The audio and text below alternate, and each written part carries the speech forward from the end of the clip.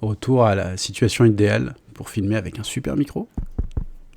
Et cette fois, on a du bon son. Bon. Dans cette vidéo un peu particulière, je voulais mettre en pause un peu tout ce qui est sujet de littérature pour parler de ce que j'écris, de ce que je fais. Donc si ça vous intéresse pas, bah, vous pouvez partir tout de suite. Si ça vous intéresse, restez parce qu'on va parler de Miala et notamment du 3 qui sort le 24 avril, donc d'ici une semaine à peu près, en numérique et en papier, sachant qu'on fait de la pod, donc si vous le voulez, il faut le commander. C'est comme ça, et nous on a décidé de ne pas détruire la planète. Et ouais, on peut pas tout avoir, on peut pas être partout et en même temps sauver la planète. Bon, alors Miala, je voulais revenir sur ce projet, parce qu'aujourd'hui on en est quand même à 3 volumes, regardez, 3 volumes, la classe, alors, avec une jolie teinte violette, moi je suis pas... Enfin... ok, je suis pas graphiste.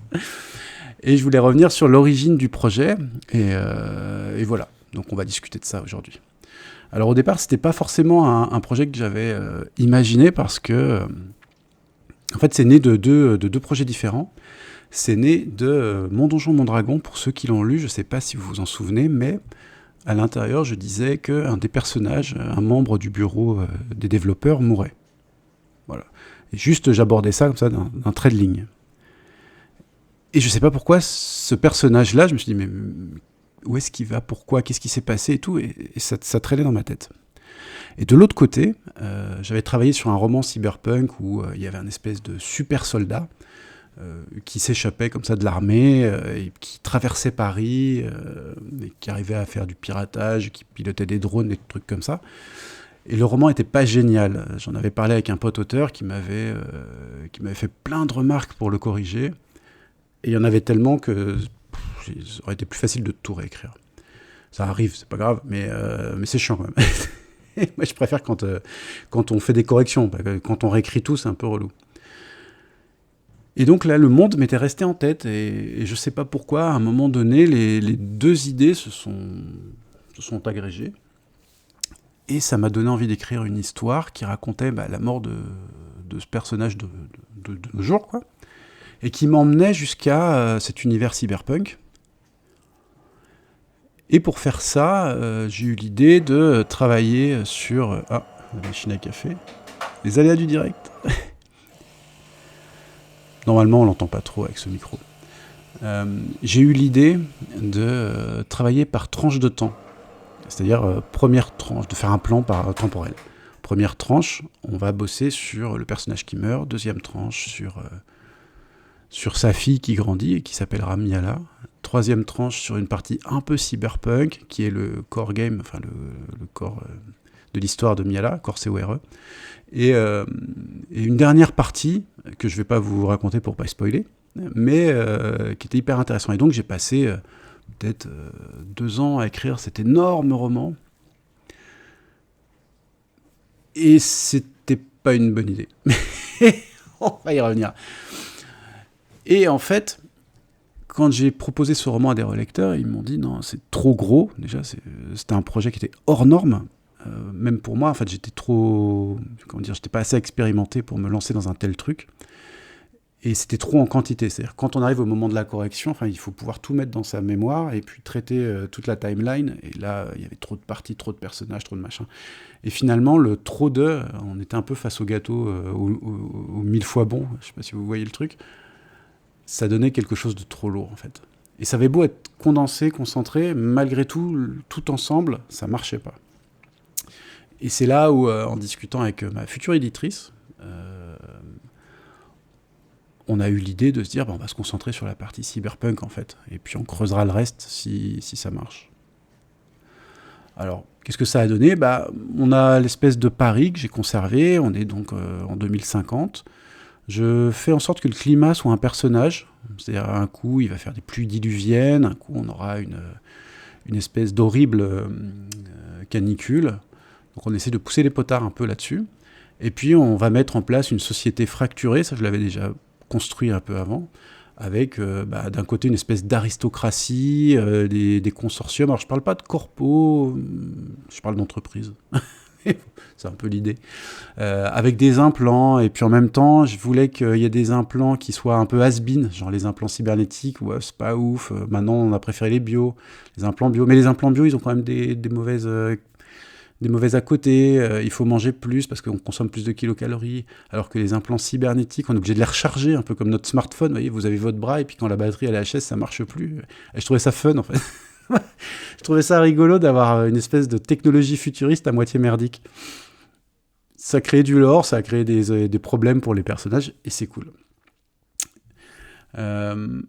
Et donc, je voulais que mon personnage, à la base, soit un flic. Ça a toujours été au cœur du truc, sauf que j'avais pas construit précisément ce que j'appelle le service civique ou le service actif dans Miala, c'est-à-dire ces flics qui sont prisonniers, qui sont des délinquants et qu'on va utiliser en fait pour maintenir l'ordre public, et puis on va les cantonner à des petites affaires merdiques parce que pour les trucs sérieux, on fait appel aux gens sérieux. Voilà. Et à partir de là, j'ai écrit la première histoire, et la première histoire, donc Seconde Chance. Alors pourquoi Seconde Chance ? Ce qui est marrant, c'est que c'était à la fois la seconde chance pour le personnage, c'est-à-dire qu'après avoir fait des bêtises et être allé en prison, le service actif représente pour elle une seconde chance. C'est la manière de se racheter, en fait.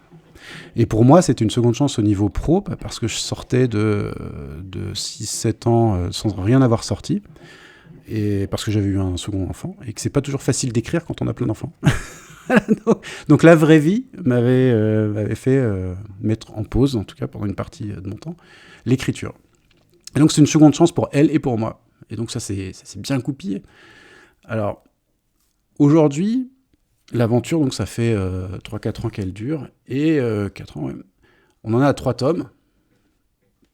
Alors les 3 tomes sont différents, j'essaye de bosser à la The Wire, c'est-à-dire que chaque fois que je vais écrire un livre, j'essaye de mettre le focus sur un élément de l'univers, comme ça. Pourquoi ? Déjà parce que ça fait des romans différents, moi j'aime ça. J'aime pas que ce soit juste des enquêtes un peu tout le temps pareilles. C'est mon délire. Et puis ensuite parce que j'arrive pas à mettre en scène et dans ma tête un univers global. Donc au moins en le séparant en petits plans, en petits focus comme ça, j'arrive à construire un peu comme un puzzle, un truc cohérent d'ensemble. Alors forcément, il faut le lire en étant un petit peu attentif, et puis après en essayant de se remémorer les anciens et de reconstruire tout dans sa tête. Mais là, pour ça, je vous fais confiance. Après tout, vous êtes capable de lire des romans de ouf, des sagas incroyables, donc je me dis, 3 livres, ça passe, quoi. Et à partir de là, ça s'est débloqué, donc les 3 romans sont là, moi j'ai de quoi continuer, et j'aimerais aller jusqu'au truc que j'aimerais pas vous spoiler. Et voilà, je me suis un petit peu perdu dans mon plan. Alors, le truc du super soldat, je le réutilise dans le 3, justement. Le personnage de 348, justement, vient directement de ce vieux roman un peu zappé. Donc, si vous trouvez le truc sympa, on continuera. Alors au final, tout ce travail, toute cette création d'univers et cette mise en scène, ça m'amène où ? Ça m'amène à une espèce de saga comme ça que je construis petit à petit, où je déroule comme ça en toile de fond un espèce de métaplot que je construis, mais top secret. Je vais continuer à creuser cet univers, parce que franchement, le côté cyberpunk, j'aime beaucoup. J'ai écrit le roman qui sert d'intro, en fait, à cette histoire, ou en tout cas qui introduit Miala en tant qu'enfant. Je ne sais pas si un jour quelqu'un s'y intéressera. Et aujourd'hui, j'aimerais vraiment aller vers la fin de l'histoire. Voilà, donc si vous voulez embarquer avec moi, n'hésitez pas. Donc comme je vous le dis, le 3 sort le 24 avril. C'est bientôt. Et le 4, je sais pas. C'est quand j'aurai fini mon travail actuel. Voilà, c'est tout. Bon. Si vous avez des questions, n'hésitez pas. J'ai dit à peu près tout ce que je voulais dire. C'était pas forcément dans l'ordre. J'ai peut-être zappé des trucs un peu annexes. Mais bon, le principal y est. Allez, sur ce, tchou!